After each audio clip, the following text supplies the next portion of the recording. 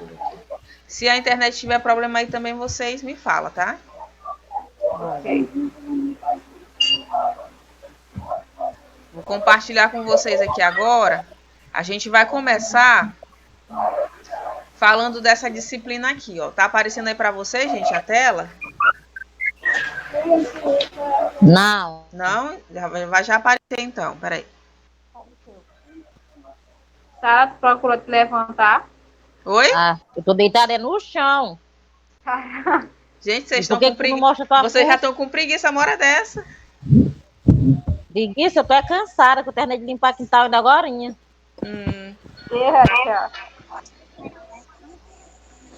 Tá. Apareceu. Ó, tá aparecendo aí a tela, não tá? Tá. Tá certo. Tá dando microfonia, né? Peraí. Carol, peraí que eu já vou lá. Pronto. Acho que agora vai ficar melhor para vocês. Que doidinho. A minha voz tá duas vezes. Ai. Pronto, acho que agora melhorou. Certo. Aí eu vou ouvir vocês aqui só pelo celular mesmo. Bom, a gente vai fazer assim. Primeiro eu vou falar da disciplina de infância e juventude.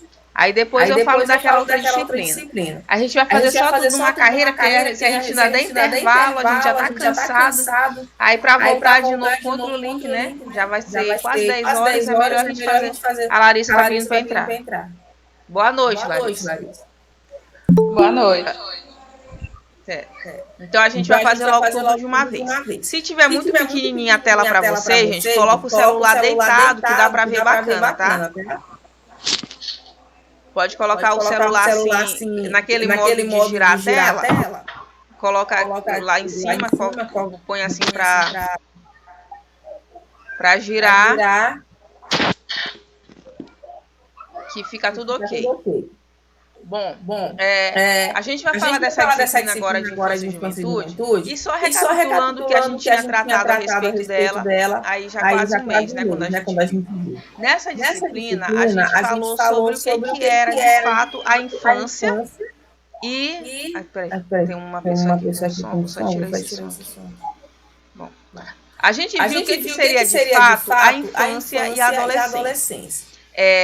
A infância, né, e a adolescência, que são essa fase do desenvolvimento peculiar, onde a criança, o jovem ainda não tem ali as suas plenas condições de suprir a sua plena sobrevivência de uma maneira totalmente independente, que ainda tem ali uma dependência dos pais, da sociedade, etc. É uma fase que hoje a gente reconhece que merece respeito, merece cuidado, merece atenção, né? Hoje em dia a gente já tem aquele receio de castigar uma criança, né? Não sabe se pode tratar dessa maneira ou outra, não. Porque a gente já tem aquela noção de que criança e adolescente são sujeitos de direitos. Eles possuem direitos, não são só aquelas pessoas que estão ali sob a tutela do seu pai e da sua mãe. Porém, nem sempre foi assim. Como está dito aqui, a gente viu nessa disciplina que a gente olhou, né, quais eram as origens da infância e da juventude na história. Como que essa criança e esse adolescente foram sendo tratados ao longo do tempo. Na antiguidade, nos séculos passados, as pessoas não tinham essa noção de criança e de adolescente como a gente tem hoje. Hoje a gente sabe que a criança e adolescente é um ser mais frágil, que está em desenvolvimento. Porém, nessa antiguidade, a criança ela era vista apenas como um pequeno adulto. Né? A criança era só enquanto ela ainda estava mamando, enquanto ainda não sabia comer sozinha, não sabia se virar sozinha, não sabia tomar um banho sozinha, até aí era considerada criança. Na hora que desmamava, que já tinha ali uma força para trabalhar, que já podia até mesmo casar, ter filhos, já chegava ali na puberdade, já era inserido no mundo dos adultos. Já podia ter a sua vida conjugal, já podia trabalhar. E durante muito tempo foi assim. durante muito tempo foi assim. Durante a maior parte do tempo foi assim. Só recentemente, aí eu vou falar recentemente, de uns 100 e poucos anos pra cá, é que a gente começou a ter uma visão da criança e do adolescente como uma coisa assim mais, digamos, mais delicada, mais frágil, que precisa de amparo. Até então isso não existia. Tanto que a gente viu que a origem da palavra infância vem de quê? Infante. Aquele que não tem voz. Porque a criança era vista como aquele que não tinha vez, aquele que não tinha voz, aquele que só podia obedecer, só devia ser castigado, né? Então, a infância e a adolescência foi uma coisa que foi sendo construída ao longo do tempo. Ao longo de muitos e muitos anos em que as pessoas foram se sensibilizando para a situação da criança e do adolescente, que eles realmente precisavam de um amparo maior. Antes disso, que era que a gente tinha aqui no Brasil. Ali por volta de 1830 e poucos, próximo da nossa independência, nós tivemos a primeira lei voltada para a infância e juventude. Mas não era uma lei para proteger essa criança e esse adolescente. Era uma lei para punir, né? Era o que se chamava de Código de Menores, né? Se não me engano. Código de Menores que a gente trabalhou. O objetivo dessa lei era de punir aquele jovem, aquela criança que tinha cometido alguma infração, tinha cometido algum tipo de crime. E eles eram punidos não como a gente tem hoje, por exemplo, na FUNAC, uma instituição exclusiva ali para crianças, né, para adolescentes que cometem um crime. Eles eram punidos e julgados da mesma forma que um adulto. Eles eram considerados completamente imputáveis daqueles seus crimes, como se eles fossem plenamente conscientes dos seus atos. Hoje em dia, a gente tem uma visão diferente. A gente entende que a criança e o adolescente, por eles estarem em uma fase de desenvolvimento, ele ainda não tem a plena noção das consequências e origem de todos os seus atos. Não se trata de a gente achar que ele é um incapaz, que ele não sabe nada, que ele é completamente inocente e ingênuo. Mas a gente tem que levar em conta as peculiaridades dessa fase de desenvolvimento que aquela pessoa está passando, né? Mas naquela época não. Eles eram presos, tinham as mesmas penas que um adulto, eram muitas vezes agredidos, torturados, igual mesmo como se fosse assim um adulto. Eles não tinham direito nenhum por ser criança e adolescente. Muito tempo depois, aí só 100 anos depois, lá em 1920, que vai surgir um novo Código de Menores. Era o chamado de menores. Hoje em dia a gente chama criança e adolescente. Naquele tempo eram menores. Menores de 18 anos. Com esse novo Código de Menores, essa criança e adolescente, eles começam a ter um pouco mais de amparo. Eles começam a ter um pouco mais ali de uma assistência, alguma coisa ali para ajudar eles no seu plano de desenvolvimento. E para que eles fossem punidos, mas eles também tivessem uma contrapartida, de repente eles não voltassem para aquela situação de vulnerabilidade, precariedade tão grande. E aí vai evoluindo, né? A gente vai passando por todo o século XX. O Brasil ele vai vivenciando casos emblemáticos de violência contra adolescente. Tem casos aí muito fortes. Tem o caso da menina Araceli, que ela foi abusada sexualmente por dois homens, Vitória do Espírito Santo, que foi um caso que deu bastante repercussão, foi uma coisa assim que levantou vários movimentos a favor da infância e juventude. A gente teve o caso dos meninos lá da Candelária, no Rio de Janeiro, que foram também executados, meninos de rua. Então, aconteceram vários casos com criança e adolescente que foram levantando as pessoas para se preocuparem mais com esse público, né? Com essa camada da população. Qual apoio que essas crianças estavam tendo, que amparo que o Estado estava dando para elas. Os movimentos sociais começaram a se organizar. As pessoas começaram a protestar e exigir uma lei que protegesse a infância e a juventude. E essa lei, ela vai vir ali depois da Constituição de 88, que a gente vai chamar de Estatuto da Criança e Adolescente.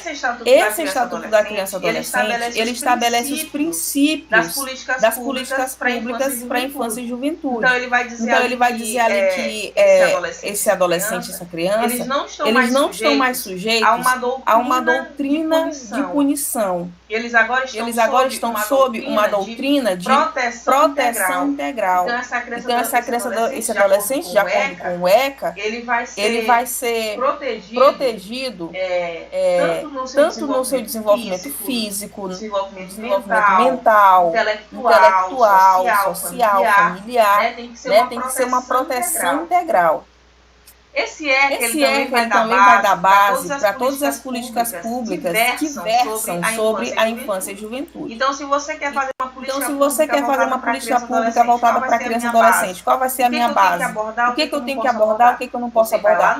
Você vai lá no ECA e se baseia por aquilo que ele fala. Então, é o ECA que diz como tudo referente à criança e adolescente em termos de política tem que ser gerido, tem que ser focalizado, tem que ser gerido, tem que ser focalizado, né? A gente viu também nessa disciplina, tem um vídeo gravado que eu não conseguiu assistir, tá, gente? Nós vimos quais são as medidas a respeito que se aplicam jovens infratores, né? A respeito dos jovens infratores, né? Nós vimos que existem aquelas medidas socioeducativas. Nós vimos que existem as medidas socioeducativas e aquelas que não têm privação da liberdade. E aquelas que não têm privação de liberdade, né? Tem meio a finalidade quando o crime, a finalidade o ato ali infracionário cometido, o crime, né? Ele enfim, não o é ato ali infracionário cometido, ele não é de tanta gravidade, acaba sendo ali incluso, ele né? acaba sendo ali incluso, né? Sendo uma pena não reclusiva, uma pena na qual ele não perde a sua liberdade. Pode ser uma prestação de serviço comunitário, assim como pode ser também permanência no lar, contanto que seja vigiada, né? Hoje em dia você vê assim já eles com aquela tornozeleira, né? Também e aí tem o assistente social do CRAS, do CREAS que faz aquela vistoria de vez em quando, faz o acompanhamento, eles precisam de um acompanhamento legal também para saber se eles estão cumprindo essa medida em meio aberto ali da maneira adequada. Mas quando é um crime mais sério, eles são incluídos, são inseridos dentro de uma instituição para cumprir essa pena ali em restrição de liberdade, né? É o caso aqui no Maranhão, da FUNAC, que a gente usa a FUNAC. Em outros estados você vai ter outras instituições. Por exemplo, lá em São Paulo é a Fundação Casa. Cada estado vai ter ali a sua instituição para abrigar esses menores apenados, né? Essas crianças e adolescentes em conflito com a lei.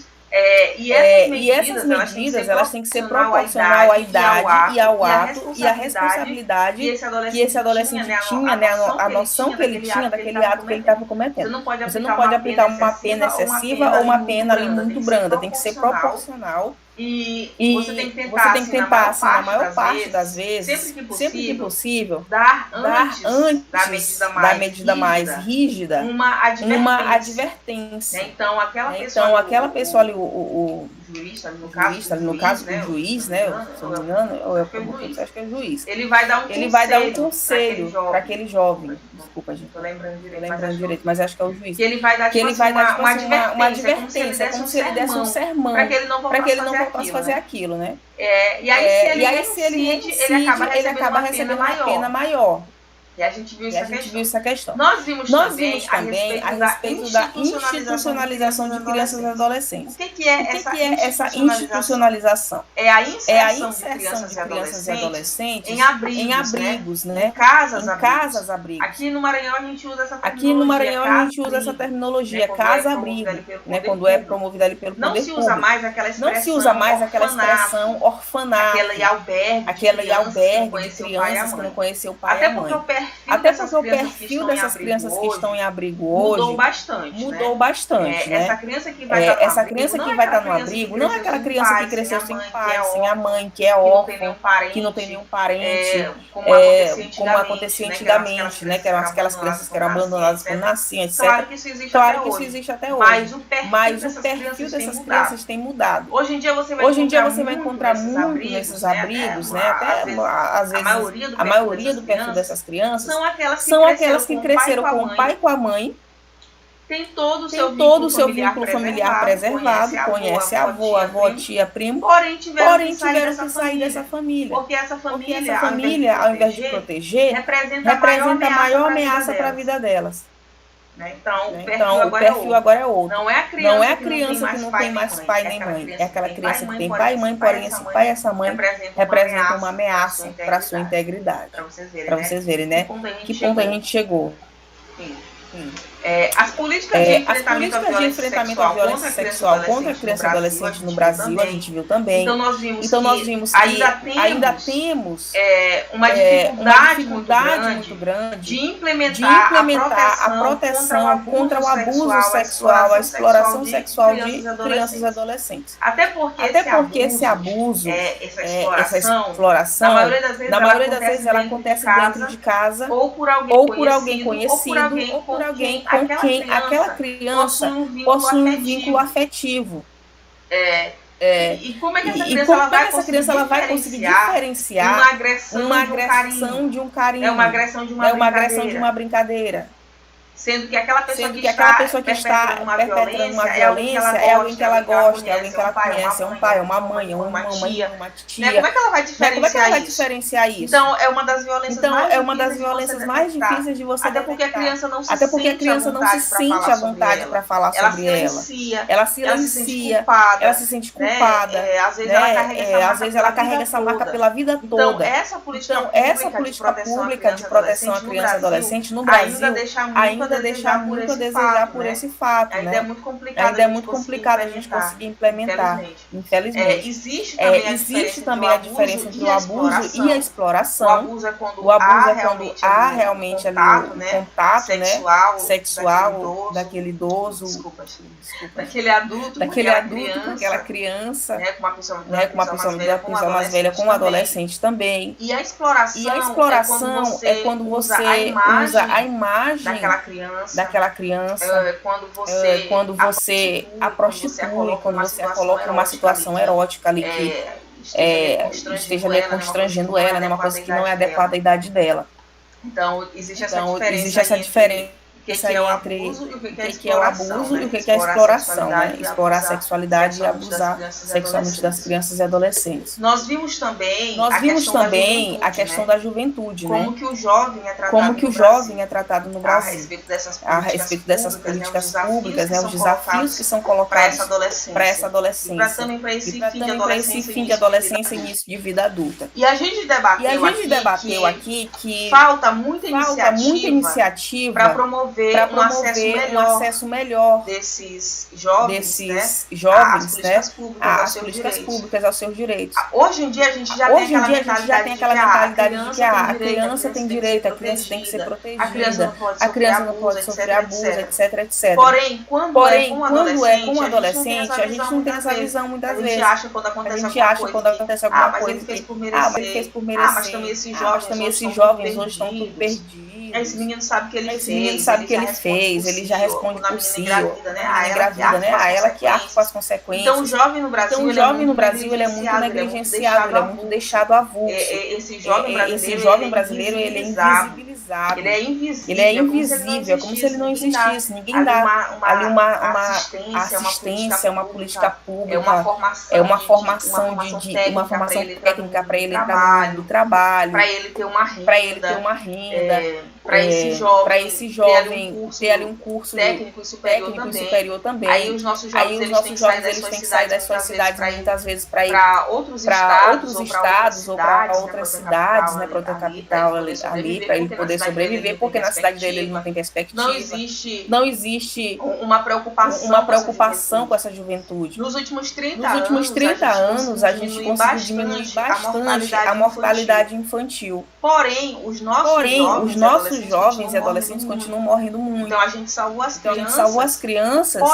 Porém, quando essas crianças chegam na adolescência, elas morrem. Aí são os nossos jovens em situações de pobreza, os nossos jovens excluídos, vulnerabilizados, né? Em situação de violação, que são deixados à própria míngua e vão morrendo, e a gente vai desperdiçando dessa nossa juventude.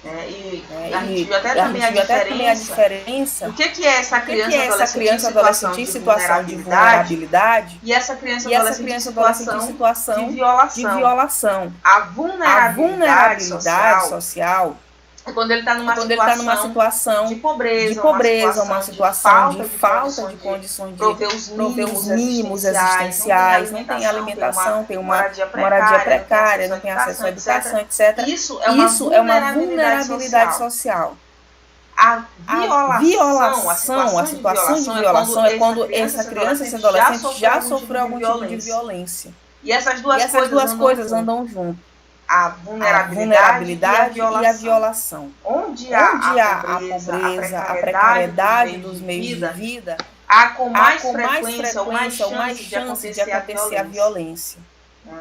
Essas coisas andam juntas. Então, para a gente conseguir transformar a situação dos nossos jovens, para a gente conseguir pensar políticas públicas ideais para eles, a gente precisa pensar em conjunto a superação da violação e a superação da vulnerabilidade ao mesmo tempo, né? Bom, meninas, então esse foi um breve resumo de tudo que a gente tratou nessa disciplina, né?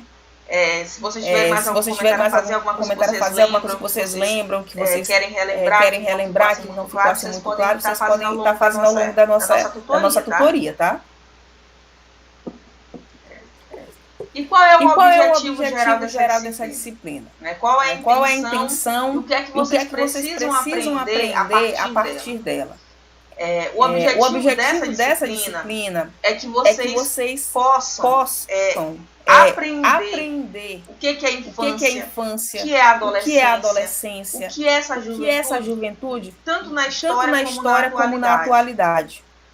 Entender quais são os desafios que essa nossa juventude, essa nossa infância enfrenta nesses nossos dias de hoje. E por mais que a gente tenha mais direito, parece que a gente também tem mais violência. O Brasil, à medida que ele vai evoluindo, ele também vai crescendo na violência. E essas crianças e adolescentes, elas são as principais vítimas dessa violência. Porque um pai e uma mãe, por exemplo, que está desempregado, eles sofrem sim, mas os filhos também. Isso coloca em risco o seu crescimento, o seu futuro, né? Aí quando a gente vai ter uma política pública voltada para criança e adolescente, a gente vai ter mais o quê?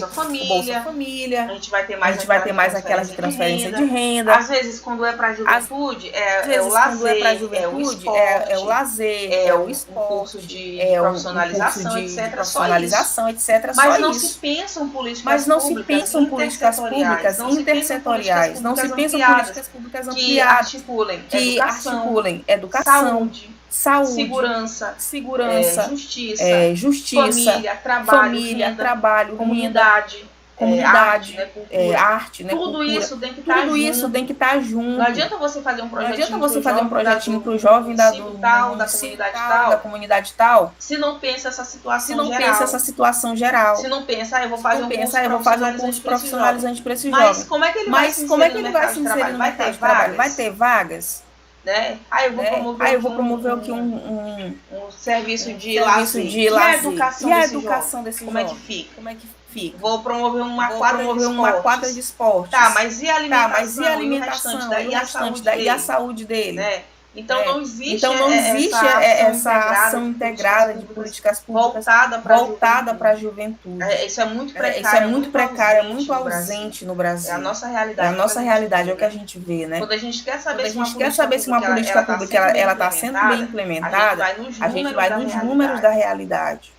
Né? Quanto que foi gasto com educação aqui no meu município? Foi só isso. Então significa que não teve investimento nenhum. Praticamente. Então, essa realidade que vai mostrar como que o Estado, como que o município, o governo estão tratando a infância, a juventude e as outras demandas, né?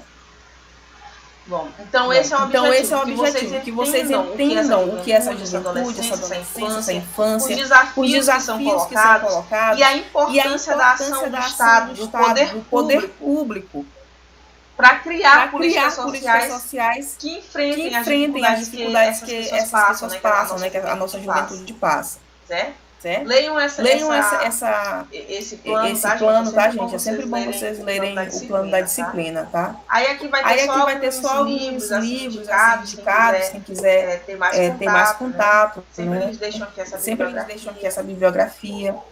E aí a gente vai passar para as atividades. Né? Afinal de contas, que atividades são essas que essa disciplina vem propondo? Eu não sei se vocês já fizeram, mas quem já fez pode aí ajeitar um pouquinho, né? E aí vocês vão ter até o dia 24 de outubro para estar postando. Postem no AVA, tá? Dou preferência para que vocês postem no AVA. Tá aparecendo aí, gente? Não?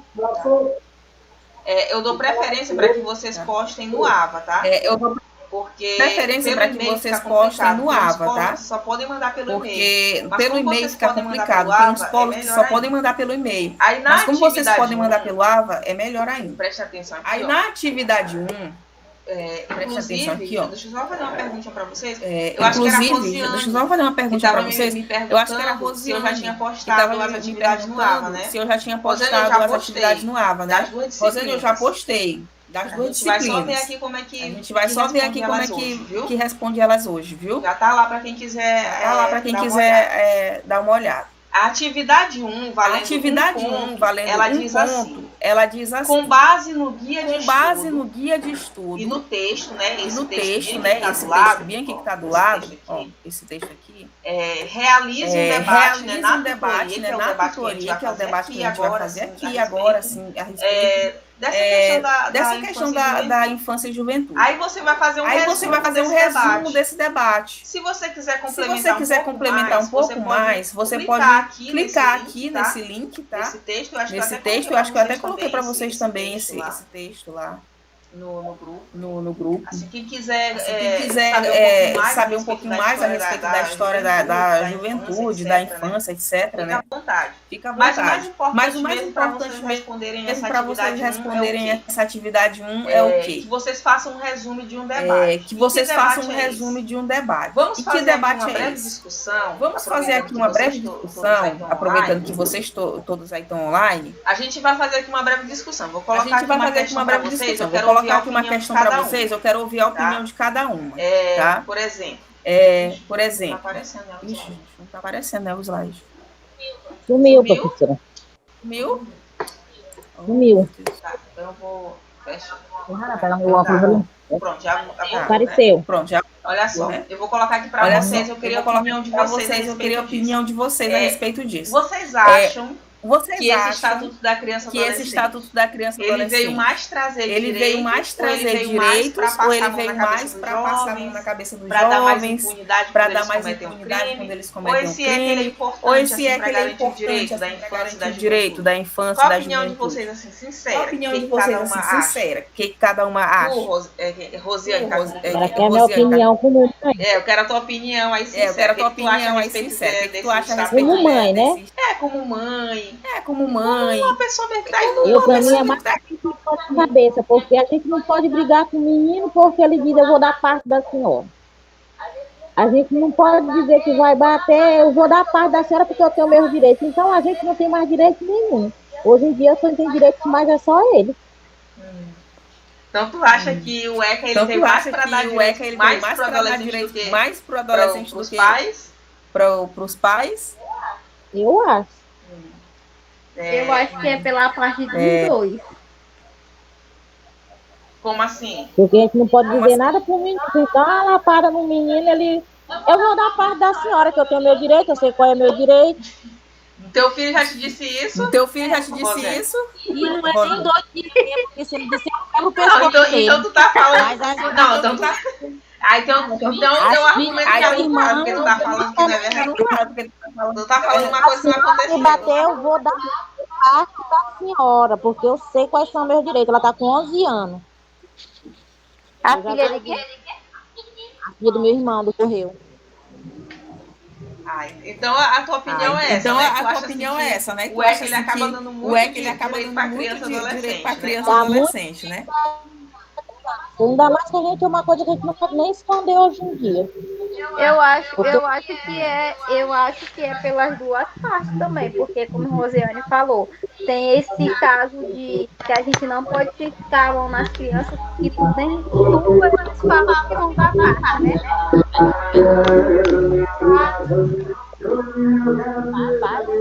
Que já tá babando aí, mora dessa. É junino. Enfim, e pela outra parte é que protege a criança, porque às vezes tem muitas mães que deixam de dar, tipo, que tiram a criança de estudar para vender geladinho, fazer as coisas em casa, até mesmo cuidar de crianças. Ou seja, eu já presenciei muitos casos que a mãe largou de fazer isso pelo fato dessa lei estar existindo. Mas no meu caso não é isso, filha. A minha filha já me diz hoje em dia que se elas não sabem fazer nada, o culpado é eu, que nunca botei. Não, aí também já é demais, porque teus filhos já estão muito ousados. Os filhos já estão muito ousados. As minhas meninas até com 14 anos eu levava e ia buscar na escola. Ah, minha irmã, então já foi tu mesmo. E tu, Cláudia? Ela disse que o culpado é eu. Claudenil, as outras duas saíram. Saiu a Larissa e a... Vamos ver se elas voltam. Claudenil, o que tu acha disso? Tu acha que o ECA é mais para dar direito para essa criança ou mais para passar a mão na cabeça? Liga aí o teu microfone, Claudenil.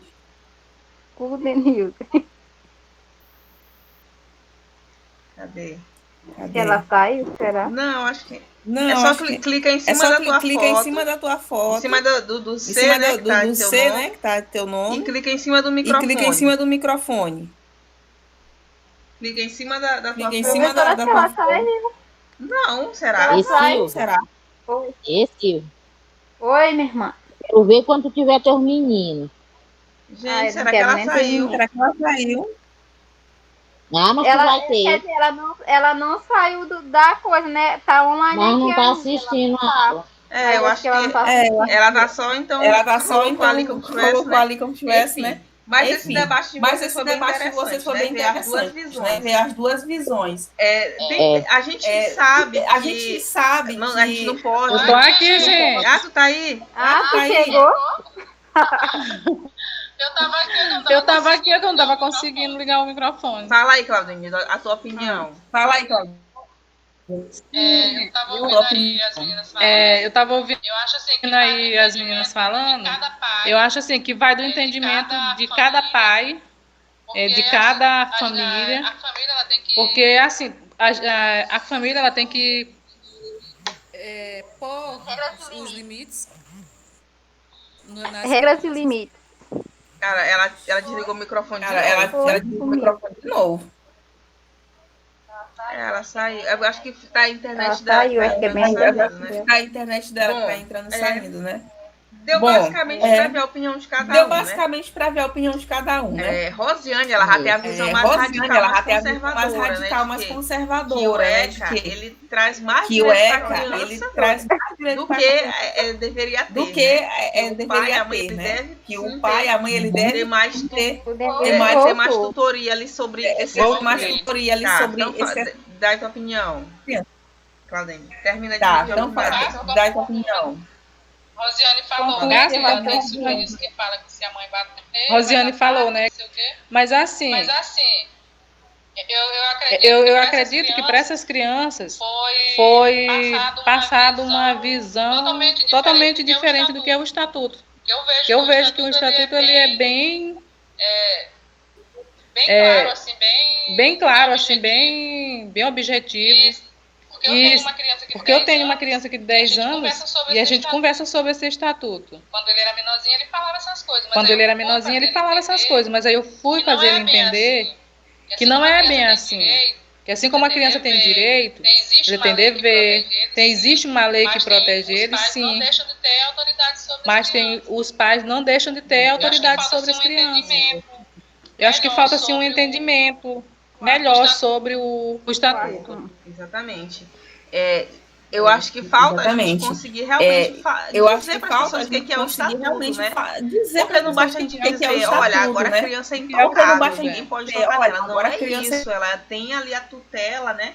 do pai e da mãe. Ninguém pode tocar nela. Não porque é a gente isso. vive Ela numa tem realidade ali muito diferente do passado. Ela, né? Então a gente acha que esse direito da criança é a gente excessivo. vive numa realidade Só muito que esse diferente do estatuto foi passado. criado Então a gente porque não existia nenhum respeito à infância e juventude Só que esse estatuto foi criado. As crianças elas eram extremamente maltratadas antigamente, né? Eram extremamente negligenciadas.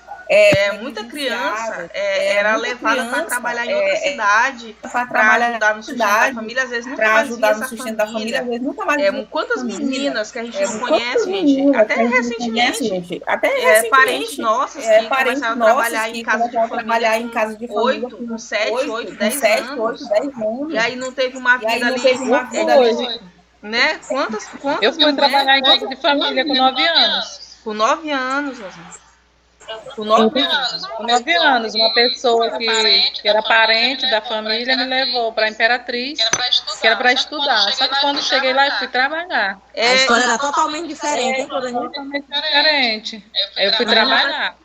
É assim que acontece. Era assim que acontecia. Dizia que ia levar a menina para estudar. Chegava lá, ela ia trabalhar. Às vezes Às vezes a menina era até vítima de assédio, era vítima de abuso dentro dessas casas, né? E não tinha lei. Por pouco eu não fui. Por pouco eu fui assediada pelo esposo da minha tia. Mas aí eu comecei a querer, botei mesmo para vir embora, só fiquei 1 ano e meio com essa família. E quando ela me trouxe para passear, eu não quis mais voltar. Tanto que meu nome hoje está Claudenilde, porque eu não trouxe documento, meus documentos ficaram lá. E aí quando chegou aqui a minha mãe teve que tirar um outro documento, que eu não quis voltar nem para pegar os documentos e eles nunca mandaram. Então meu nome ficou assim. Como? Claudenilde? Seu nome era como? Claudenilde. E agora é como? Aí quando a minha mãe foi tirar, ficou assim. Claudenilde. Era Clau. Como que é? Não, mas aí tu foi esperta, né? Porque tu criança conseguiu sair numa situação dessa. Mas se tu não tivesse tido assim aquela... Mas se tu não tivesse tido aquela sagacidade, poderia estar hoje. Não teria crescido junto com tua família, né? E assim como outras situações também, né? Teve, acho que foi Rosiane que falou, né, de uma situação que ela sofreu. Violência, né, na infância. E é uma situação bem chocante mesmo, assim. Não tinha 10 anos. Então, pra gente ver, que essa lei, ela não veio do nada. Ela veio de uma história de muita violência contra essas crianças. A criança no Brasil, quando você comete um crime, dificilmente a pessoa era punida, parecia que não tinha feito nada. Tipo, hoje a gente fala que, porque o feminicídio, o homem mata, ele nunca vai preso. Quando você faz uma coisa com a criança, era da mesma forma. Não tinha punição. Nunca vai preso. Quando você faz uma coisa com a criança, era da mesma forma. Então ele veio de uma situação grave. Por isso que ele é importante, né? Ele não é ali só para dizer que é bonitinho cuidar da criança. Ele não é ali só para dizer que é bonitinho cuidar da criança, não. Ele foi uma lei urgente. No Brasil, para com as suas crianças. Então, gente, a atividade de vocês é fazer um resumo disso que a gente debateu aqui. É fazer um resumo disso que a gente colocar sua opinião. O que você acha a respeito disso? Desse direito da criança e do adolescente hoje em dia? Só isso. Direito da criança e do adolescente hoje em dia. 10 linhas. Coloque a opinião de vocês. 10 linhas. Pode ser o que for. Quero ver a opinião de vocês. Respondam com suas palavras. Não ficar colando e copiando de internet. Pode ser o que for. Vai ser a sua opinião. Todos vocês têm essa capacidade não me copiando de internet. Não vai ser sua opinião. Vocês têm bastante opinião a respeito desse tema. E aí vocês colocam, tá? Vocês coloquem aí na primeira questão. Aí vocês coloquem, tá? Coloquem aí na primeira questão. O quê? Tá cortando. De novo. Tá cortando. Soldado do poço, Silvio. Tá cortando. Soldado do poço, Silvio. Do poço?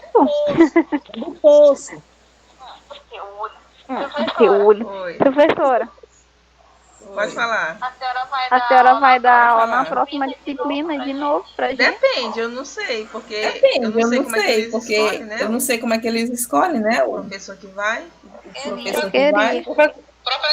Professora, eu não encontrei a apostila da outra disciplina. Não tem, são só textos. Não tem, são só textos. Eu vou já explicar para vocês. É um pouquinho mais complexo. Por isso que assim, se vocês tiverem dúvida nessas questões, vocês me chamem no privado, né? Vocês me chamem no privado, né?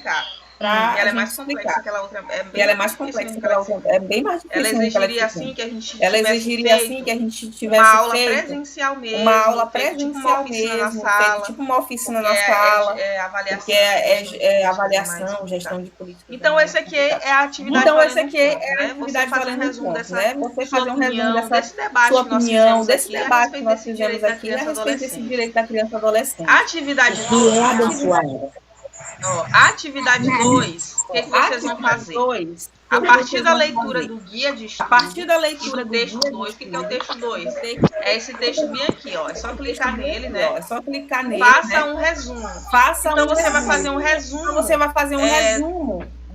Desse texto aqui. Desse texto aqui, ó. E do capítulo 2, né? Do capítulo 2, né? Simplesmente vai fazer um resumo do capítulo 2 e usar esse texto aqui para ajudar, né? Tá bem mais fácil essa questão dessa atividade aqui, né? Se quiserem para eu clicar aqui, repete para mim, professor. Atividade 2, para fazer o quê? Atividade 2, você vai fazer um resumo do capítulo 2. Tá? Tá? E se você quiser, você pode usar esse texto aqui para lhe ajudar também, ó. Fazer um resumo aqui, ó, que ele vem falando esse texto. Professora, eu nunca consegui entrar no ar. Nunca consegui. Professora, eu nunca consegui entrar no ar. Tá lá, viu? Cadastrado. Nunca conseguiu? Depois eu vejo se o teu nome tá lá, viu? Mas tenta, talvez é porque... Mas esse material aqui eu postei para vocês. Tá bom. Esse material aqui, certo? Então, a atividade 2 é você fazer um resumo. Certo? Então, a atividade 2 é você fazer um resumo do capítulo 2, tá? E aí, esse texto aqui também, ó, ele pode ajudar vocês, se vocês quiserem complementar a opinião de vocês, tá? É um texto bem interessante. Vou até clicar nele aqui. Vocês querem que eu clique? Vocês querem que eu clique? Pra gente ver, né? Ele fala de adolescência e juventude. Ele fala de adolescência conceitos e políticas públicas. Conceitos e políticas públicas. Ele vem falar já mais a respeito da juventude. Aqui na questão 1, ele vem falar da infância. Aí na questão 2, ele fala mais da questão da juventude. Vai abrir aqui.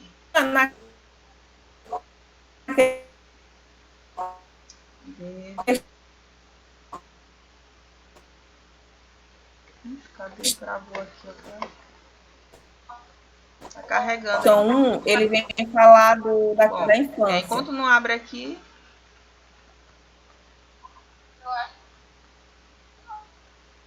Eu acho que ficou sem internet aqui, gente. Ficou sem internet. Pera aí, eu vou colocar aqui a internet pra vocês, desculpa. Caiu a internet aí pra vocês? Não, né? Não. Ah, tá. Então eu vou... Tá no aqui, é? Não, foi aqui que ficou... Aqui que caiu um pouquinho. Vou entrar de novo aqui na internet. Foi a minha internet que tinha caído. Professora. Oi. É para entregar só aqueles 3 textos, 1, 2 e o 3, ou para responder toda a apostila para enviar? Não, só aquelas atividades. Só as atividades 2 e o 3, né? Pronto, agora eu vou compartilhar aqui com dela. Peraí. E se eu lhe disser que eu estou terminando de responder a apostila toda? Eu respondi toda. Vocês responderam a apostila todinha? Sim. É melhor ainda, né? É melhor ainda, porque aí tu já aprende mais, mas já fica mais inteirada. Bom, é esse texto aqui, ó, que ajuda vocês a responder a atividade 2. É só fazer um breve resumo do que ele fala. Ele vem só dizer o que é a questão da juventude. Ele vem só dizer o que é a questão da juventude. Mas o principal mesmo é você fazer o resumo. Mas o principal mesmo é você fazer o resumo do capítulo 2. É isso que vem dizendo ali na atividade 2, né? Vou voltar aqui. Esse aqui é o capítulo 2. Capítulo 2 do guia, da apostila, tá? Do guia, da apostila, tá? Capítulo 2 da apostila. Aí depois vem a atividade 3. Aí depois vem a atividade 3. Você fazer um fichamento. Ele vem pedir para você fazer um fichamento. Vou já mostrar aqui para você. O que é um fichamento? Você vai fazer um fichamento. Você vai fazer um fichamento desse texto aqui. desse texto aqui. Aí você vai dizer, mas esse texto é enorme, é um livro, na verdade, é um livro do governo sobre a juventude. Você vai fazer um fichamento, você vai fazer um fichamento, desse livro todinho? Não, é só do capítulo 7. Então vamos ver aqui o que esse livro vem falar. Vamos clicar aqui. 7. Então vamos ver aqui esse livro vem falar. Vamos clicar aqui. Já apareceu aqui. É um livro que vem falar sobre juventude no Brasil, políticas públicas, etc. Aí você vai focar em quê? Só no capítulo 7 dele. Você não vai responder o livro inteiro, Então, não precisa responder a apostila toda resumida que eles sugerirem, não. É só o essencial. Já vai abrir aqui o documento.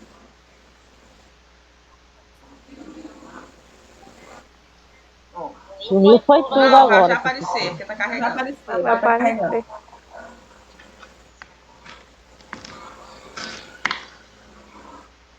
E Silvio? Não apareceu aí. Não apareceu aí. O que tá fazendo? Pronto, apareceu. Tô assistindo aula. Ó, é esse livro aqui. Juventude e Políticas Sociais no Brasil. Aí a gente vai ver aqui qual é o capítulo 7 dele. Eu já vi esse livro. Oi? Dá não, já vi. Eu já vi esse livro. Conheço ele. Ele é enorme, né? Mas vocês vão fazer o quê? Vocês vão pegar só o capítulo 7, não é ele inteiro. Então não se desespere. Vem aqui no capítulo 7. Vem aqui no capítulo 7. Capítulo 7 é quase todo. Não é tão bem isso. Porque eu vou mostrar como é que se faz. Capítulo 7, página 167. Bora lá na página 167. Capítulo 7, o que ele fala? Ó, a política de assistência social e a juventude. Um diálogo sobre a vulnerabilidade social. Aí esse capítulo 7 ele vem falar sobre assistência social e juventude. Eu quero fazer um fichamento desse capítulo. Esse capítulo 7, como é que eu faço? Mostra aqui para vocês. Bom, tá bem aqui, né? Vocês vão pegar aqui uma folha em branco. Vou botar aqui um exemplo de fichamento. Coloquem o celular deitado, naquele modo lá que vocês sabem. Tá aqui um exemplo de fichamento que eu vou fazer para vocês. Aí vocês vêm aqui no texto. Aí vocês vêm aqui no texto. Copia aqui, capítulo 7, tal. Copia aqui, capítulo 7, tal. Precisa fazer isso aqui direitinho. Qualquer coisa vocês voltam lá no vídeo para olhar. Eu coloco aqui, ó. Capítulo 7, tal. A referência do livro. Aí eu venho bem aqui nessa primeira parte, né? Que é a apresentação. Deixa eu aumentar aqui. A apresentação. É o capítulo 1, primeira parte. Copiei. Aí o fichamento é o quê? Você vai pegar as partes principais. Aquelas partes que você acha que são mais interessantes. Que falam mais alguma coisa que você está te acrescentando. Né? Aí você vai, por exemplo, eu li essa parte bem aqui, ó. Por exemplo, eu li essa parte bem aqui. O debate sobre a juventude e as vulnerabilidades sociais tem se ampliado nos últimos anos, não sei o que, na assistência social em particular. Eu achei isso aqui o debate sobre a juventude e as vulnerabilidades sociais tem se ampliado nos últimos anos, não sei o que, na assistência social em particular. Eu achei isso aqui bem interessante. Deixa isso aqui lembrado para eu estudar. Eu Ctrl+C. Aí vem aqui, Ctrl+V. Pronto. Eu copiei essa frase aqui, esse parágrafo que eu achei interessante. Coloque sempre entre aspas. Toda citação tem que estar entre aspas. E aí você vai colocar aqui depois o quê? A página. Oi. A gente tem que colocar essa parte de cima aqui, né? Sim. Coloquem para ficar a gente sempre tem que colocar, como foi o caso de fichamento, né? Sim, para poder identificar de onde você está tirando. Isso aqui é um cabeçalho, entendeu? Essa parte aqui, ó. É o cabeçalho. Isso. É o cabeçalho. Essa parte E aí. que a gente já deu aula de fichamento, tu lembra? Eu não lembro. A gente deu. Eu também não lembro. É a disciplina de metodologia científica. Metodologia. Mas eu vou até mandar um vídeo. Metodologia científica, foi isso mesmo, professora, foi isso mesmo. Tem um vídeo que a menina explica direitinho como fazer. Eu vou mandar para vocês. Eu vou mandar para vocês. Ó. Aí eu venho aqui de novo nesse texto, no capítulo 7, né? Aí eu olhei e subi aqui também, ó. Isso aqui também tá interessante. De fato, até o fim de 2007, o jovem tinha pouco reconhecimento. Olha, isso aqui é interessante. Fala como que o jovem não teve reconhecimento até então. Aí você leu aqui, gostou. Vem aqui. Aí faz a mesma coisa. Ctrl V. Só coloque entre aspas, tá? Tem uma citação. Página 169. Não esqueçam da citação e da página. Da página também é importante. Por que é isso? Mas isso daí é muito fácil. Você ficar só colando. Sabe quando a gente teve aula de fichamento? Tu sabe quando a gente teve aula de aprender fichamento, fazer fichamento? Quando? Quando a gente teve aula de fazer capa contra capa. Tu lembra? Eu não, Silvia. Quem foi o professor? Não lembro. Mas a gente já teve. Bom, aqui. Por que a gente faz fichamento? Mas é só ficar copiando e colando essas páginas? Só para isso? Não, o fichamento serve para você ler o texto. Porque você não vai sair colando e copiando aleatoriamente. Você vai parar para ler. Bom, eu achei isso daqui interessante. A assistência social... Tem que pegar as partes que mais te chamam a atenção. Isso. Então, tipo um resumo. Exatamente. Significa o quê? Que você entendeu o texto. Porque se você achou que isso aqui era importante, é porque você entendeu o que está escrito. Todo texto que você quer entender, o texto que está difícil, você pega e faz um fichamento. Aí você já estuda a sua parte principal. Ó, aí ele vem falar aqui da assistência social, da seguridade. Eu achei interessante estar em qual página. Página 100. Tem estudiosas assim, ó. Eu não, que nem figura não tenho. A Nenê tá participando, né? É na aula, tá respondendo as atividades dela. Tá certo. Já deixa o exemplo aí. Né? Ó. Aí vocês sempre colocam... Fazem o quê? Aspas no número da página. Isso é um fichamento, deu pra entender, né? Direitinho como é que é. Certo? Então, essa é a atividade. Sim, vai ficar gravado. Essa é a atividade 3. Né? Atividade 1, fazer um resumo desse nosso pequeno debate aqui. A respeito do ECA, do direito da criança e adolescente. Faça aí o seu resumo de 5, 8, que você achar interessante. Ponha sua opinião. Atividade 2. Senhora, de novo.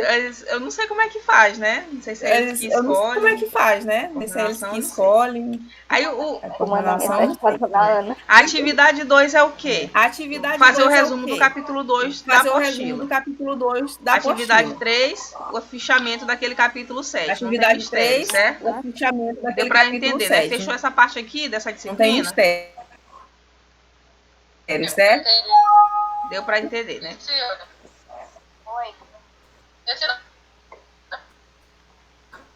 Deu para entender, né? Fechou essa parte aqui dessa disciplina? Para entender. Essa aula Faz assim, né? Essa aula é do quarto período. A gente tá encerrando o quarto. Ah, é? Ó, aí aqui.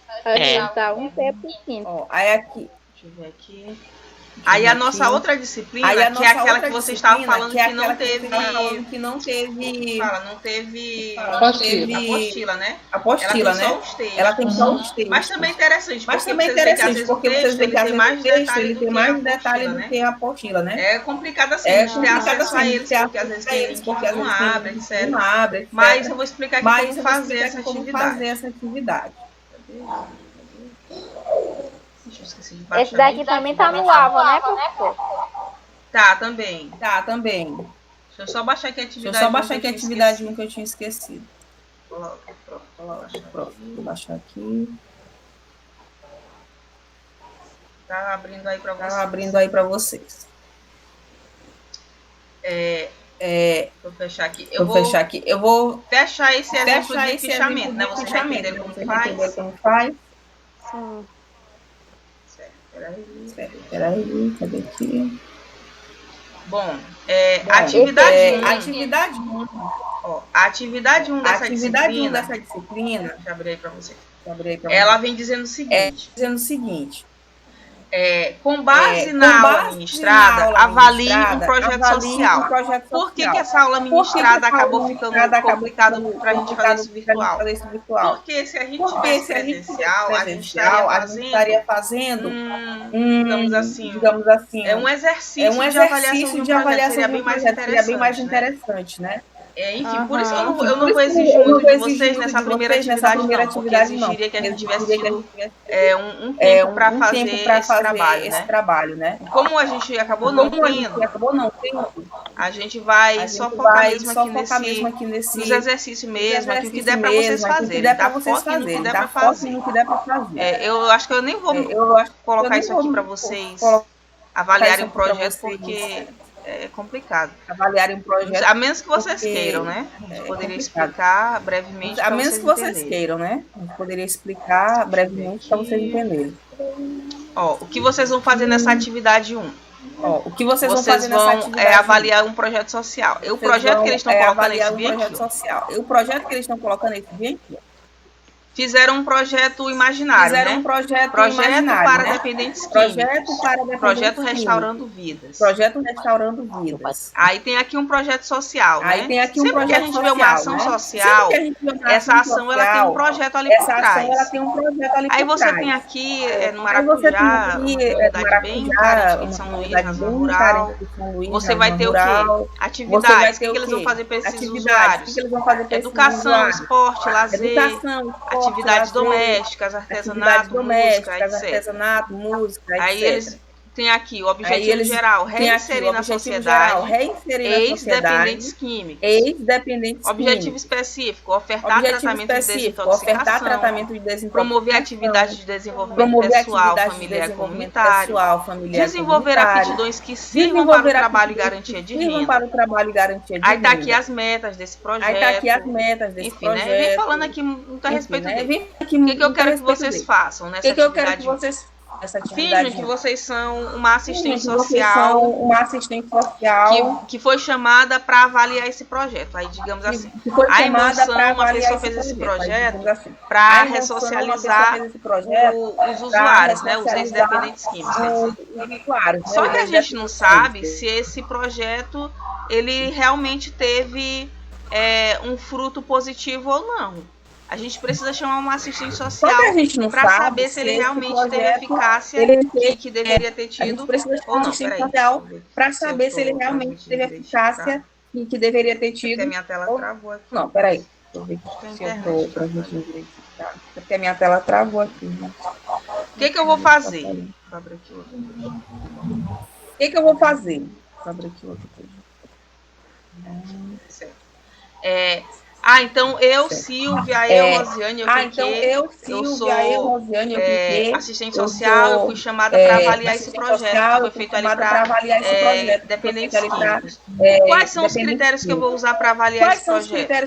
Vocês vão vir bem aqui nesse texto 2, eu sei que é complicado demais, porque é tanto texto, até eu me confundi aqui ainda agora, é tanto texto nessa disciplina.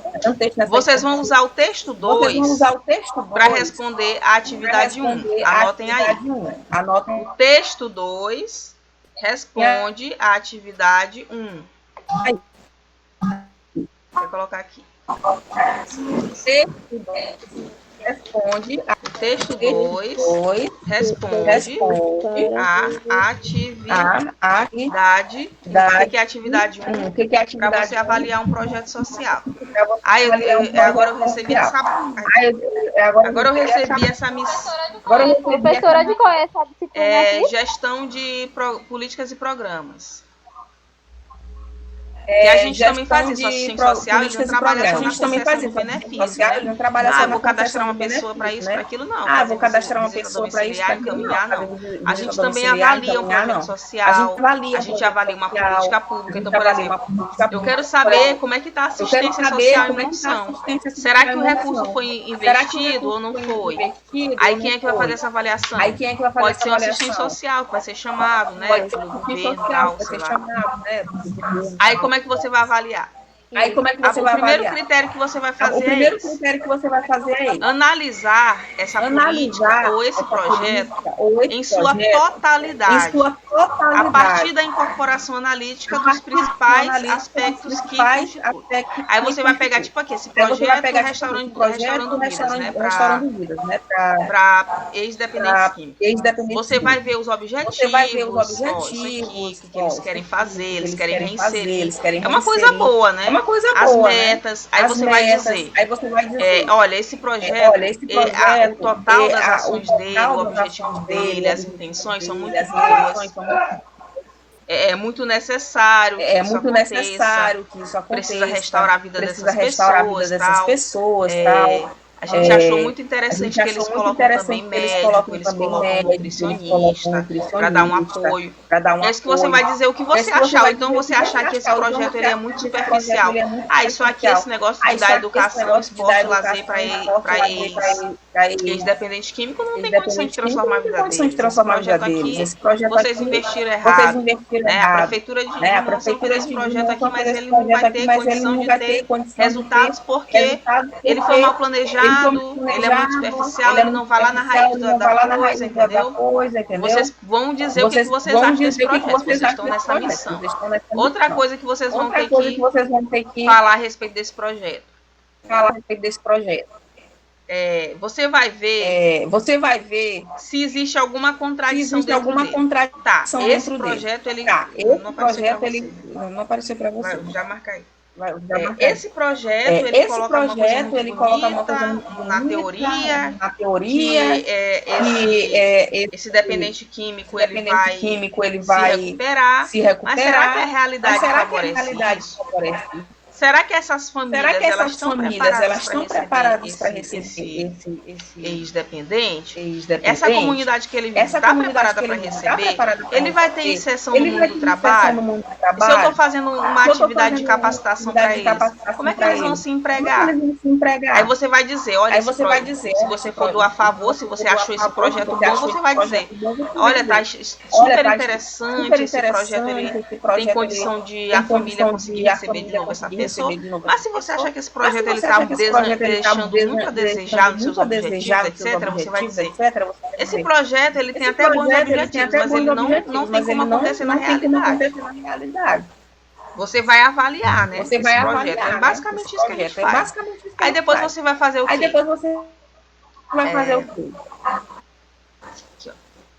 Como a gente trabalha com políticas sociais, né, que a gente é assistente social, a gente lida muito com os direitos sociais. Como a gente trabalha, você vai ver aqui se esse projeto ele tem ligação com as políticas sociais. Esse projeto que é voltado para o ex-dependente químico, ele leva em conta a política social de saúde. Ele está ali ligado com algum tipo de incentivo ao trabalho, à renda. Ele tem um amparo educativo para essas pessoas. Ele tem outros direitos que essas pessoas vão ter acesso, além de brincar, jogar bola, se divertir. Se você acha que sim, não, esse projeto ele está tudo ali ok com a política de assistência, ele está tudo ok com a política de educação. Aí você coloca uma avaliação positiva. Eu considero esse projeto positivo, porque ele conversa com outras políticas, tem policiais que vão dar palestra para esses dependentes, etc. A gente já fez uma articulação com a segurança pública. Tem médicos que vão fazer palestra para eles, para as famílias. A gente já fez uma articulação com a política de saúde. Tem professores, tem pedagogos que vão lhe dar uma aula para eles. Já fizemos uma articulação com a política de educação. Mas se não tem nada disso, você vai dizer, olha, falta articular com as outras políticas. Esse projeto não está conversando com a saúde, não está conversando com a segurança, não está conversando com a educação, não está conversando com a assistência. Então, são esses três pontos que você vai avaliar esse projeto. Você vai dizer no total se ele é bom ou ruim, o que você acha, se ele é necessário ou não, se ele é importante ou não. Depois você vai dizer se ele tem alguma condição de acontecer na realidade. Você vai dizer, olha, na nossa realidade esse projeto não tem como acontecer. Porque as famílias não estão preparadas para receber seus dependentes. Às vezes a família ainda tem usuários, aí como é que vai ficar? E terceiro, você vai ver se esse projeto está articulado com outras políticas, se eles estão pensando essa ação. Deu para entender, pessoal? É uma tarefa bem mais complicada essa daqui, mas vale a pena, né? Serve para vocês treinarem. Deu para entender, né? Mais ou menos? O que vocês vão ter que fazer nesse momento? Vão fazendo, gente. Primeiro faz a primeira etapa, depois faz a segunda. Qualquer coisa vocês vão tirando dúvida aí no WhatsApp, né? Para ir compreendendo. Mas seria basicamente isso. Bota no grupo, porque já tira a dúvida geral. Né? Porque às vezes já tira a dúvida geral. Atividade 2. Agora anotem aí. O texto 3 responde a atividade 2.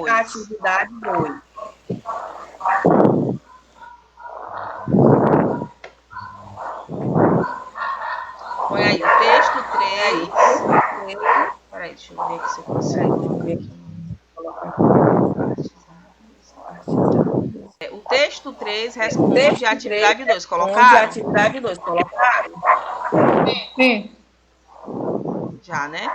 Aí você vai no texto 3 para responder essa pergunta. Você vai dizer o que é o paradigma da cidadania. Esse é o mais simples. Né? A primeira questão que é complicada, as outras são mais simples.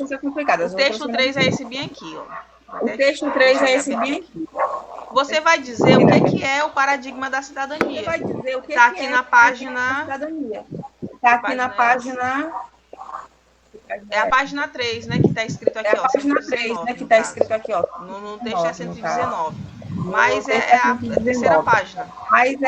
Vem falar do paradigma da cidadania. Aí você vai dizer o que é isso. O paradigma da cidadania é a ideia de cidadania ocupa um lugar central, etc. O que mais você quiser colocar, o que mais você encontrar, certo? Então é basicamente isso que vem dizendo essa segunda questão, entenderam? Deu para pegar, né? Então é basicamente o que vem dizendo a terceira página do texto 3. Tá bem complicado essa questão, mas é assim. Então, já passamos aí pelo texto 2, texto 3. Agora, já dá para deduzir, né? Que o texto 4 responde a atividade 3. Já dá para deduzir, né? O texto 4 responde a atividade 3. Atividade 3. O texto 4 responde a atividade 3. Oi. Professora. Eu não entendi do texto 3 que responde a atividade 2. A senhora pode repetir rapidinho para mim? A atividade 3, atividade 2, ela está dizendo para você falar o que é o paradigma da cidadania. O que é o paradigma da cidadania? Aqui nesse texto ele vem responder. Na verdade, ele todo fala, né? Você pode utilizar outras partes dele. Porque ele vem dizer que essa questão da cidadania, ela vai começando a ser construída ao longo do tempo, né? As pessoas não tinham essa noção de direitos, que o cidadão ele tinha, não existia essa noção como a gente tem hoje, né? O cidadão é o quê? Aquele que tem direitos e deveres. Não existia essa noção nas políticas públicas, não existia essa noção nas políticas sociais. Hoje em dia a gente já tem essa mentalidade. Paradigma significa uma coisa que está estabelecida, uma coisa que está ali fincada. É uma bandeira. A bandeira da cidadania. A bandeira da cidadania. Hoje em dia, toda política social, todo governo, ele tem que levar em conta a cidadania. Para quem que a gente elege um candidato, etc. Para ele garantir a nossa cidadania, os nossos direitos, os nossos interesses. O governo, entendeu? Levar em conta isso é o paradigma da cidadania. Eu destaquei aqui que pode orientar vocês a responder. Aí o texto 4, a atividade 3, ela diz o seguinte. Aí o texto 4.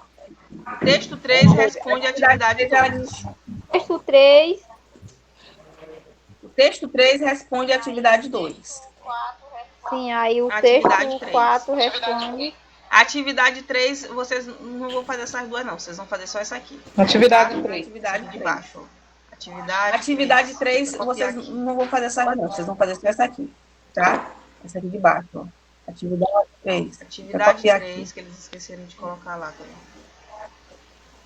Ó, atividade 3, que eles esqueceram de colocar lá. O que é a atividade 3 que você vai ter que fazer? O que é de acordo com o texto... Não voltou, professor. Não? Peraí, já vai aparecer. Já vai aparecer já.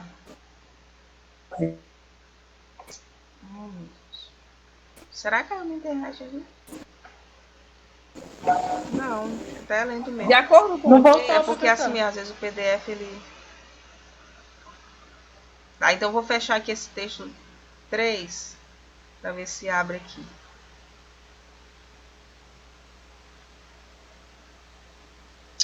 Ai, deixa aí.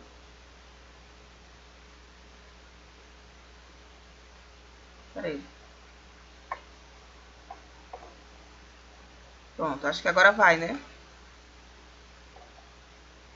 Ixi, tinha saído, gente. Saiu aqui. Vai já voltar, então. Deixa eu esperar. É essa internet minha aqui, gente, que tá toda hora caindo aqui. Vai já voltar. O que vocês vão fazer nessa atividade 3 enquanto vai aparecendo aqui? Peraí. Vocês vão... de acordo com esse texto, vocês vão dizer o que é o monitoramento e a avaliação. É isso que vocês precisam responder. Aí eu vou já mostrar aqui o texto na hora que entrar aqui. Vou só reconectar aqui a internet. Oi? Vocês vão ter que dizer o que é o monitoramento e a avaliação das políticas públicas, né?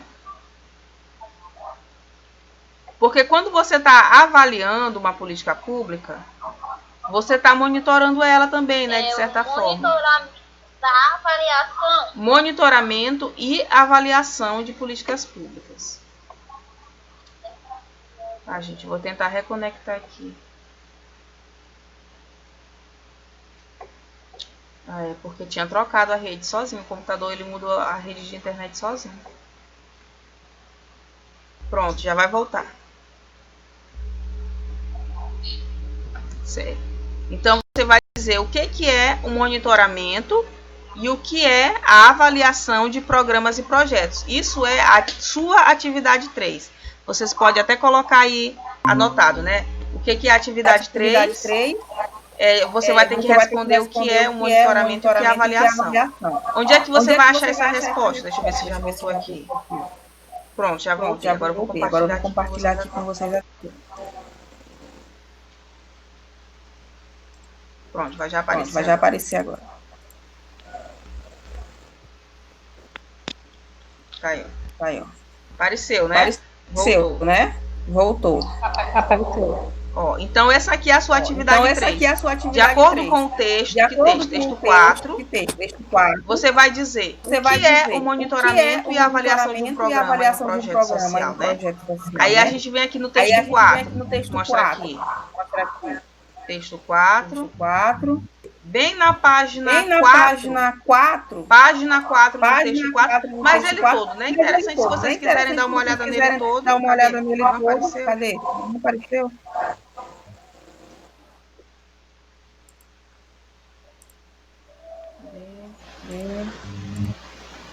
Pronto, apareceu.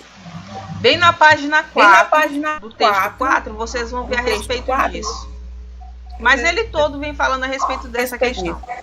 Monitorar e avaliar uma política, um programa, um projeto, é igual isso que vocês vão fazer na primeira questão, né? O assistente social, ele também tem essa função de olhar um projeto social, olhar uma política e dizer se ela está bem aplicada ou não naquele contexto, ali naquela comunidade, naquele bairro, naquele estado, naquele país. Bem aplicado não, naquele bairro, naquele estado. Monitorar é quando você faz um acompanhamento. Quando você diz assim, eu vou monitorar meu filho. Quando você faz um acompanhamento. Com essa amizade dele, eu vou monitorar meu filho aqui, né? as minhas contas esse mês para eu não perder dinheiro, etc, para eu saber como é que eu estou me organizando aqui. Quando você está monitorando, para não perder o controle, exatamente. O monitoramento... E, gente, eu saí de novo. O monitoramento, ele serve para que você não perca o controle, né? Eu vou entrar aqui. Espera aí. Eu vou entrar em outra rede de internet melhor. Bom, o monitoramento ele serve para que você não perca o controle daquilo que você está fazendo. No caso, o controle das políticas sociais, das políticas públicas, né? Então, toda política social, às vezes a gente não sabe, mas elas são monitoradas. A gente acha que as coisas simplesmente são implementadas e acontecem, mas não é assim.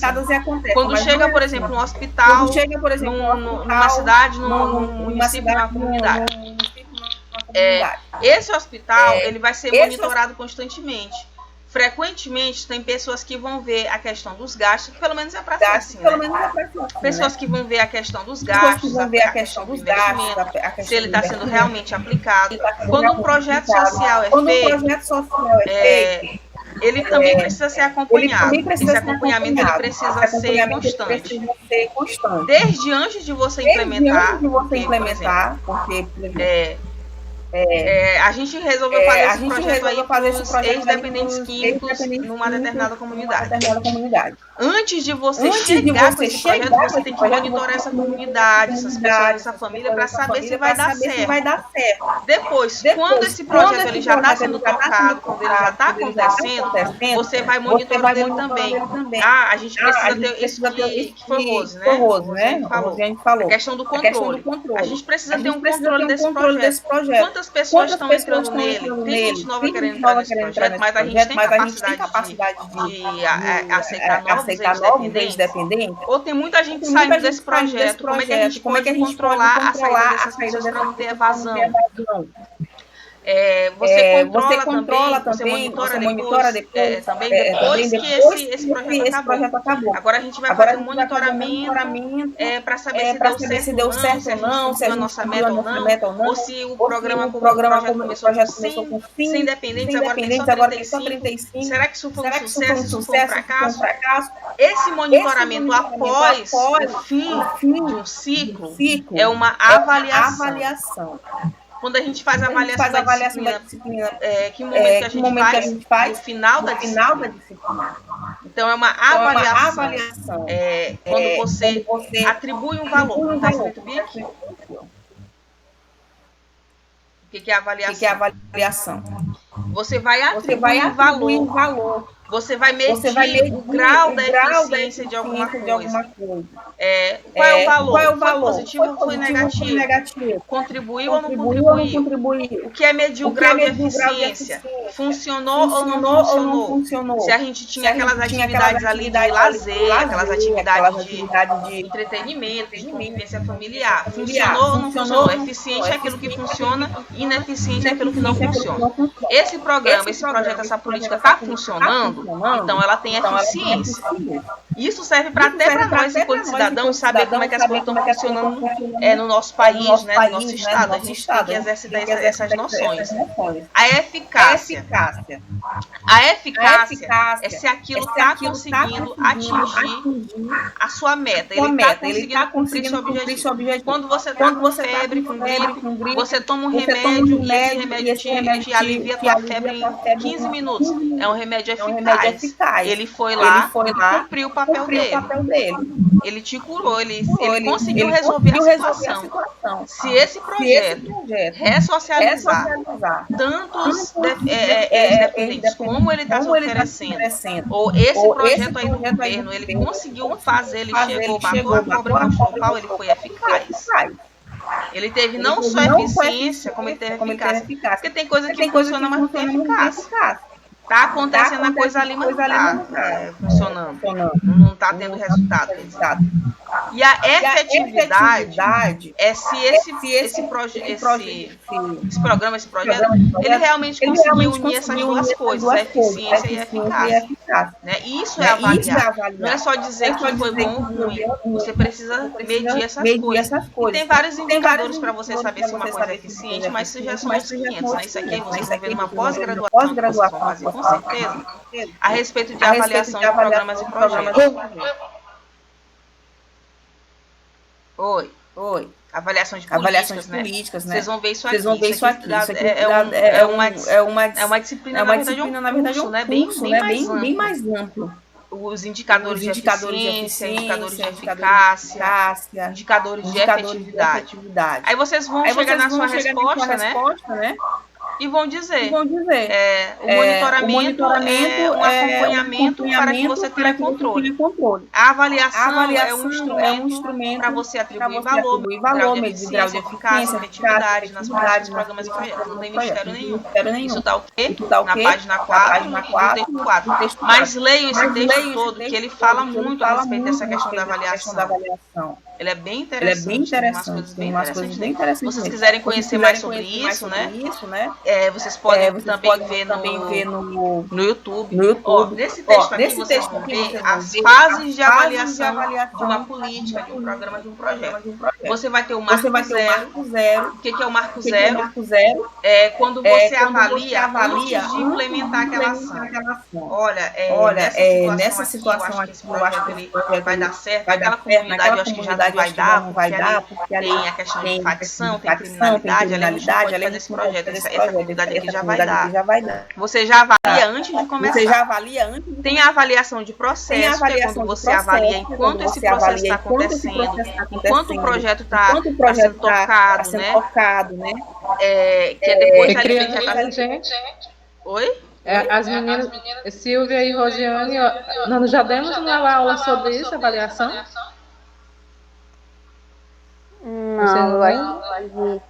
Não, a gente ainda não deu, não. Esse organismo já não deu, não.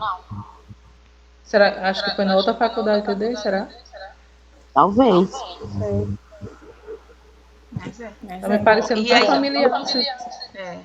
Essa avaliação de processo, você já vai buscar cumprir os objetivos que você se propôs. Nessa fase acontece o monitoramento contínuo das atividades. Então, qual é a fase que acontece o monitoramento? É na avaliação do processo, quando a coisa está acontecendo. Contínuo das atividades, a reflexão sobre a relação entre os membros da equipe e a interação com o público-alvo. Mas você também faz o monitoramento do marco zero, né? Você monitora aquele cenário que pode acontecer ou não, aquele programa, projeto político. E aí tem a avaliação dos resultados. É quando o projeto ele já terminou e você vai sentar com a sua equipe para avaliar se ele cumpriu os resultados ou não, se ele foi eficaz ou não, se ele foi eficiente ou não, né? Aí você vai, aqui tem as perguntas que vão te orientar. Como é que eu sei que aquela situação ela pode ter esse projeto ou não, aquela comunidade vai ter esse projeto ou não. Aí tem aqui, os tipos de avaliação. O marco zero, aquela avaliação antes de começar a coisa. Que a gente não sai implementando uma política, um programa, sem conhecer antes o terreno. Por isso que muitas políticas e programas fracassam. Um grande exemplo de uma política que fracassou no Brasil foi o Fome Zero. Quem não lembra do Fome Zero? Vocês lembram, né? Ali no início do governo Lula, e hoje em dia a gente não ouve mais falar, porque ele fracassou, ele foi mal implementado, ele não foi eficiente porque ele não funcionou.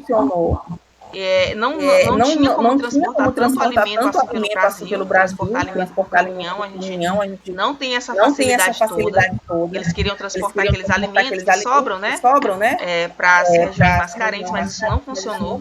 Ele não foi eficaz porque ele não tirou a fome das pessoas, né?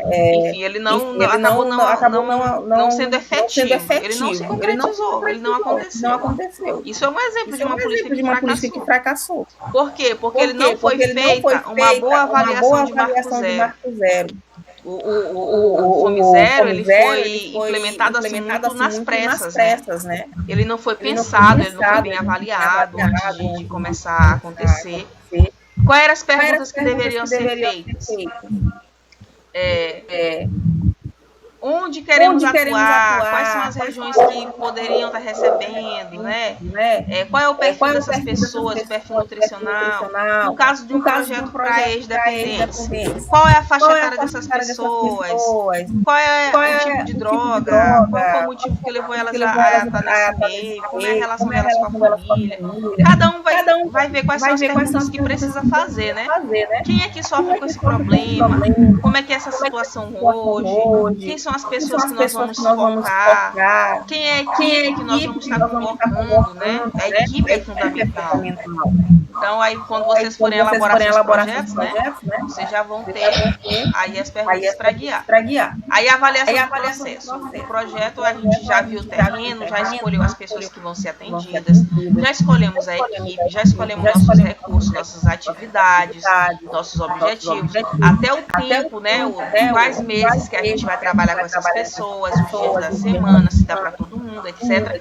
Já fizemos a avaliação do marco zero, já preparamos o terreno, já está tudo pronto. O projeto já vai começar a acontecer. Acabou a fase de avaliação? Não, agora mesmo é que ela vai acontecer. Agora você vai avaliar toda a etapa de implementação. Teve uma ação de uma oficina com esses usuários, eu vou avaliar essa oficina. Eu vou saber se eles gostaram, eu vou saber se eles aprenderam, eu vou saber se era realmente o que eles estavam precisando. Ah, não, eles não estavam precisando dessa oficina de artesanato, eles queriam uma oficina de culinária, etc. Eu vou avaliar as reuniões com as famílias. Aconteceu essa reunião com essa família, foi boa? Não foi? Aí você vai ver como é que os participantes estão recebendo esse projeto. Eles estão gostando? Está sendo produtivo? Está sendo proveitoso para eles?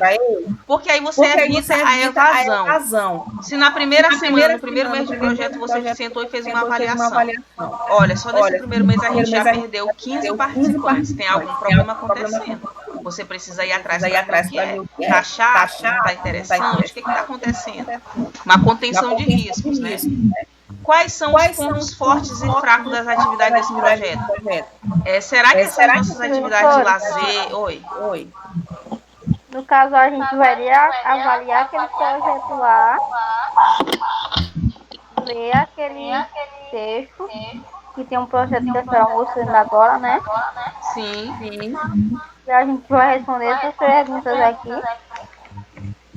Não, vocês vão fazer uma coisa mais simples, né? Porque isso aqui, assim, se vocês quiserem se guiar por essas perguntas, poderia ser, né? Poderia tá ali mais pré-definido. Mas se vocês acharem mais complexo, eu quero que vocês respondam só aquelas 3 perguntas, né? Esse projeto, ele é necessário, ele é importante? Esse projeto, ele tem condições de acontecer na realidade? Esse projeto, ele... se basear por essas perguntas, ainda não? Quem quiser se basear por essas perguntas, pode ficar à vontade também, porque já é um exercício para vocês, né? Para vocês verem como é que se avalia um projeto. Né? Quem quiser responder pode ficar à vontade também. Aí você vai perguntar também, esse projeto ele está conversando com outras áreas, com saúde, com as políticas, com educação, etc. Só aquelas 3 perguntas que eu coloquei lá. Mas quem quiser responder por aqui, para fazer uma coisa mais ampla, pode ficar à vontade. Aí você vai perguntar também como o processo de implantação pode ser melhorado. A gente teve aí uma evasão, saíram 15 usuários e eles não estão gostando das atividades. Como é que a gente pode melhorar? Você vai simplesmente largar o projeto e deixar de mão? Não. Você vai conter esses riscos, você vai ver o que está faltando ali, que pode ser corrigido ou não. Né? Aí você vai... Por quê? A cada mês, digamos assim, às vezes é a cada semana, etc. Cada projeto tem o seu período de avaliação. Digamos que esse projeto vai ser avaliado mês a mês. A cada mês que você encerra um ciclo, você senta para ver o que diminuiu, o que cresceu, o que foi positivo, o que foi negativo, e você vai corrigindo. Depois, quando esse projeto ele foi implementado de novo em outra comunidade, você já não comete os mesmos erros. Vocês podem fazer isso, por exemplo, quem faz parte de igreja. Pode fazer um projeto de igreja e exercitar isso. Entendeu? Quem trabalha em qualquer lugar que possa ter aqueles programas, projetos, aqueles eventos, né?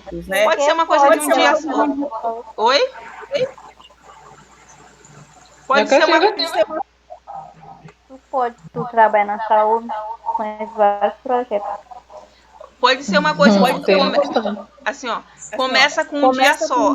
Hoje a gente vai fazer uma palestra sobre isso, com essas pessoas, com tantas pessoas, durante esse horário, etc. As pessoas gostaram, melhorou. Aí eu já posso pensar uma palestra melhor para a semana que vem, para o mês que vem, ou para quando der. Então, vai começando aos poucos, né? Vocês vão exercitando esse planejamento e essa avaliação. E aí depois, quando já encerrou o projeto, vai ser uma atividade, você vai fazer a avaliação de resultado. Você vai se perguntar, os resultados que eu tinha pensado lá no início, eles foram cumpridos, eles foram alcançados? As pessoas que eu queria trabalhar, as pessoas que eu queria atingir, que eu queria conscientizar, que eu queria tirar das drogas, que eu queria fazer aquela palestra, eles entenderam o que eu falei?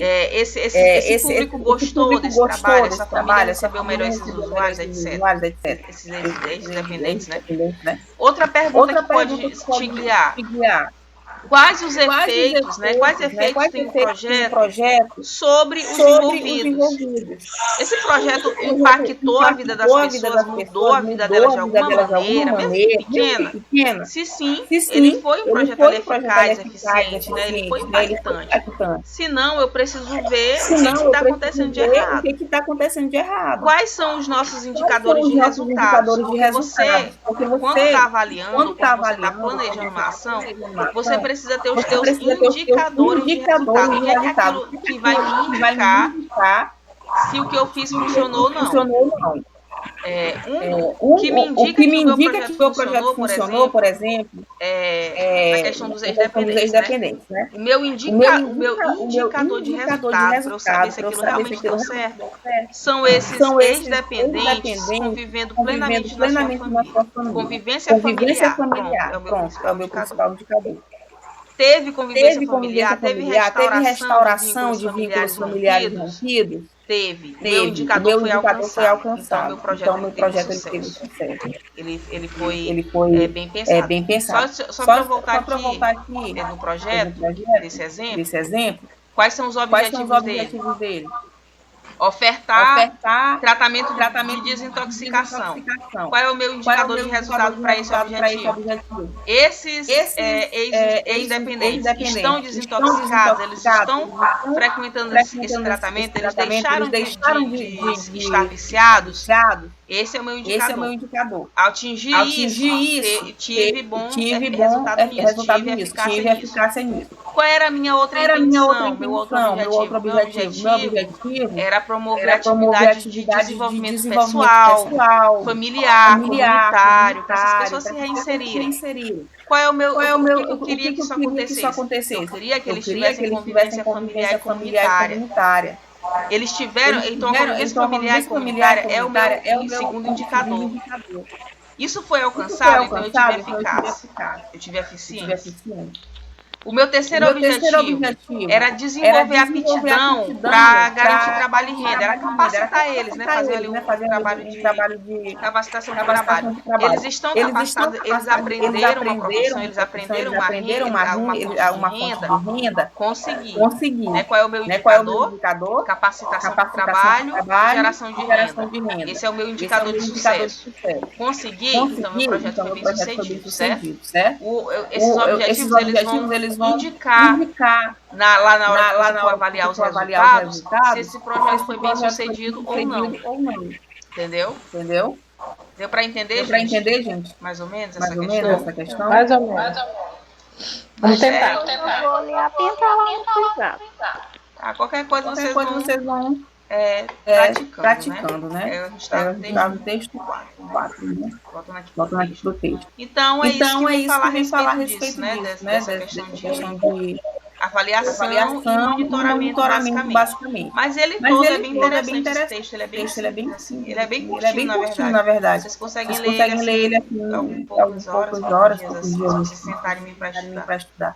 Ele é bem interessante, dá para vocês praticarem, né? Tipo de avaliação, ele diz o que é monitoramento, que ele vem dizer. Principalmente essa parte aqui da página 4 em diante. Certo? Bom, gente, então essas eram as explicações que a gente tinha para fazer a respeito dessa disciplina nossa, né, de gestão de programas e projetos, políticas e programas.